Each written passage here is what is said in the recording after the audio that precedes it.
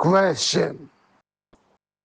You have never lived the life of a poor man. You have always had the invisible security of your rich friends. You speak of the absolute giving up of every kind of security in life, but millions of people live without such security. You say that one cannot realize that which one has not experienced. Consequently, you cannot know what poverty and physical insecurity really are. Jiddu Krishnamurti. This is a question frequently asked me. I have often answered it before, but I shall answer it again. First of all, when I speak of security, I mean the security that the mind establishes for its own comfort. Physical security, some degree of physical comfort man must have in order to exist. So do not confuse the two. Now, each one of you is seeking not only a physical but also a mental security. And in that search, you are establishing authority. When you understand the falsity of the security which you seek, then that security ceases to have any value. Then you realize that although there must be a minimum of physical security, even that security can have but little value. Then you no longer concentrate your whole mind and heart on the constant acquisition of physical security. I shall put it differently, and I hope it will be clear.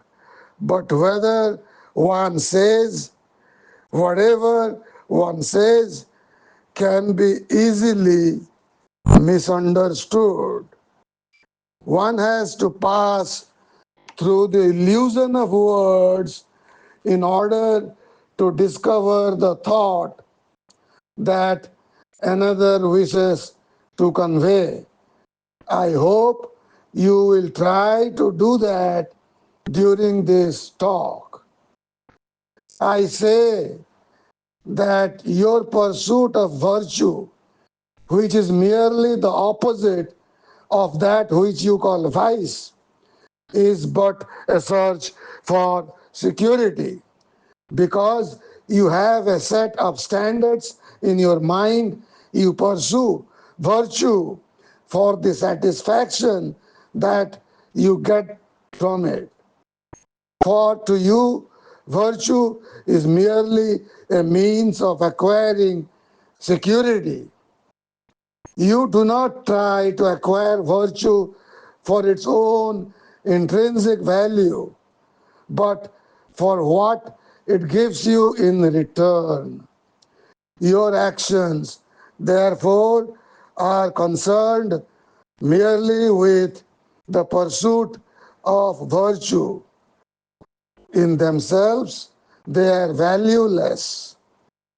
Your mind is constantly seeking virtue in order to obtain through it something else, and thus your action is always a stepping stone to some further acquisition.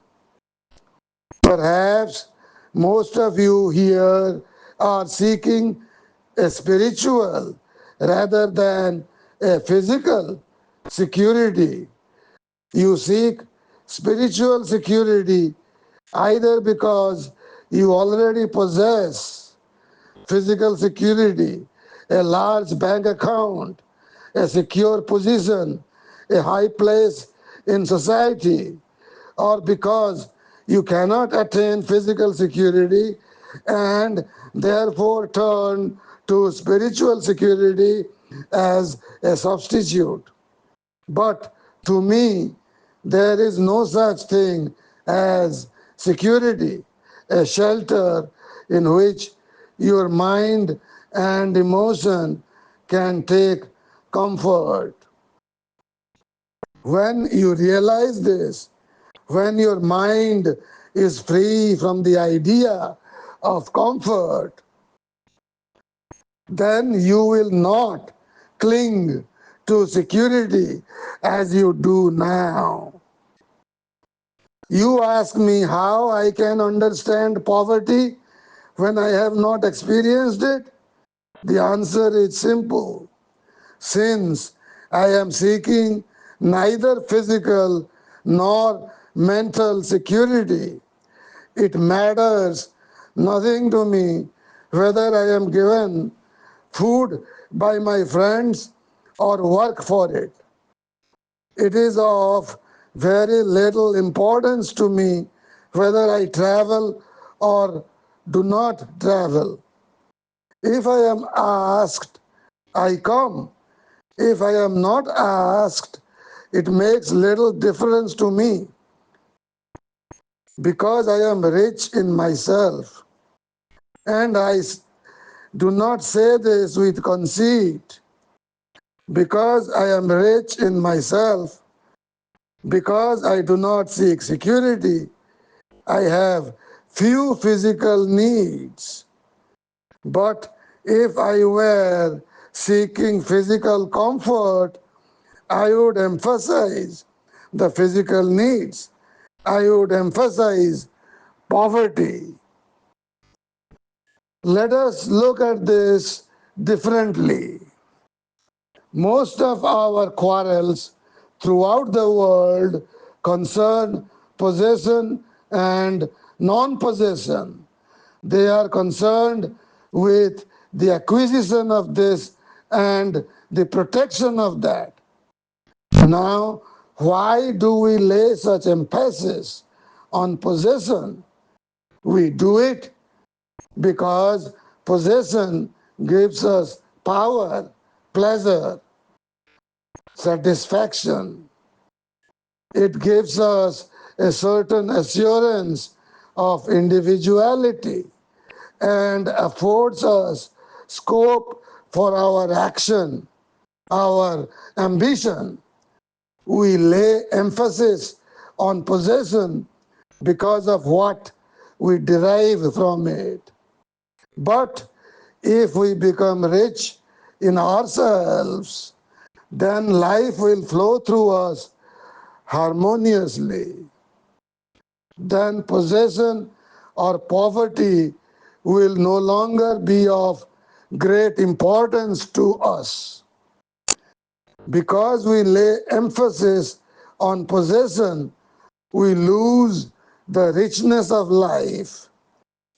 Whereas if we were complete in ourselves, we should find out the intrinsic value of all things and live in the harmony of mind and heart.